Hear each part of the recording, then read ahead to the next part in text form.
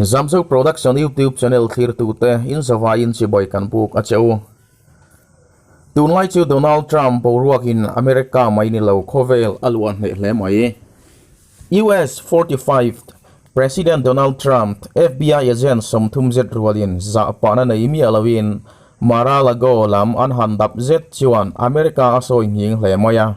Trump mahun tur chu hunin alaron thil zelanga Monday zan boruak thlen nu khan polls 5 Trump FBI le 6 January Capitol Hills riota ngaidan aphir na sa hle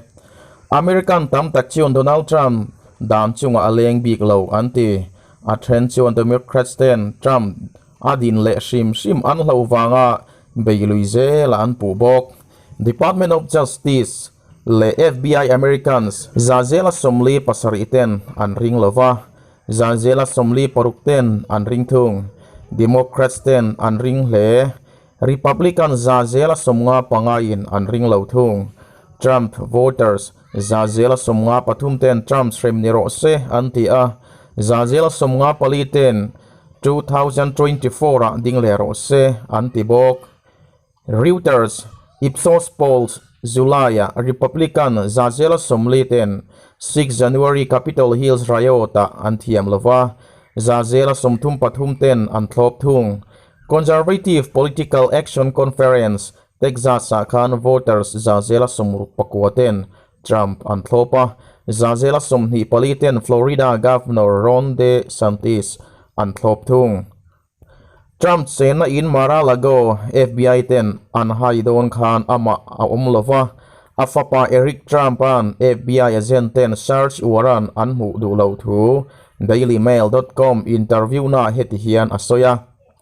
FBI agent somthum an lokala kan lawyer an suatira security camera an off tirbok search warrant po fit som vela tanga ron lekin a copy min pek tur thural khata tang chawin an soya FBI director in former president chenna an hai ngayam ni President Biden ti tir ti alang reng ati Donald Trump an New York Attorney General Office Trump Organization chungchanga civil investigation nei me ka in lana ma se kan ron soi to angin an zona chang du lo ani kha US President Donald Trump ten chena in Florida resort Mar-a-Lago chu tun Monday khan FBI ten andap chua sak ani kha Florida US Attorney General Merrick Garland hetia Trump chen andap chan hi apuang chuak du lo ma se Trump chuan FBI search warrant documents chu US Department of Justice deal chu atum hle mai Donald Trump chuan FBI ten ka chen na Florida resort min rom dap chuat chan hi ka zot chuak ngei do na an che dan hi an American ani ati Palm Beach Florida Mar-a-Lago kan chen nai na phalna lalawin an ron luta kan in an ron dap na documents hi kadil chuak ngei do na radical left Democrats te malak na ni ma se politics lama kamel mate min baina po ani thei kumruk atanga min baina kha an la chhun zomani hi ati FBI ten Mar-a-Lago ex-president Donald Trump chen an haya classified nuclear documents classified secret top secret te an hai chuak nin anin soya hetiang hi adik ani nga chiwan Donald Trump tan in soi fi ngai na a lawang Donald Trump hi conspiracy mo ta mekin ama beile nan tu tenemo an mangnin asoi daya FBI nge dikang Donald Trump dikzok ti chu hriat ani thei hri lo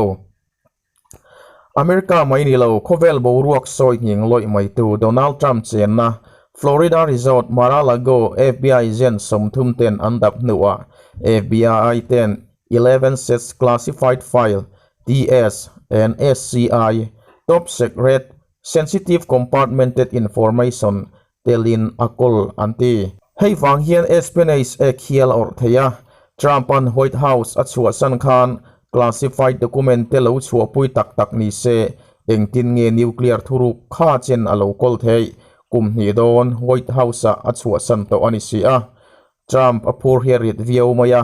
FBI ten chen na an lu chua New York lama textpack thadu lo wangin chui mek ani boka Georgia lama 2023 presidential election rubo fair lo taka Joe Biden linga puan lui ti vela Trump chui mek ani bok 6 January Capitol Hills riot thlen wangin Democrats control Congress ten an chui mek ani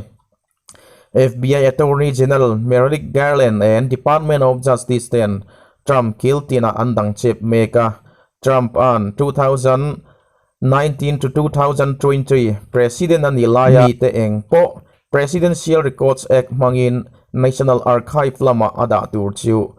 15 boxes z a local daya heng zong hi Trump bai na nge America top secret a local tak ani chuan atan khawvêl a topa President a adin le chu atan a thei to lo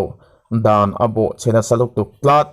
Biden administration ten enga tingi ama zong khan athil kolte an lak sak lo ti chu zo na thei tak anita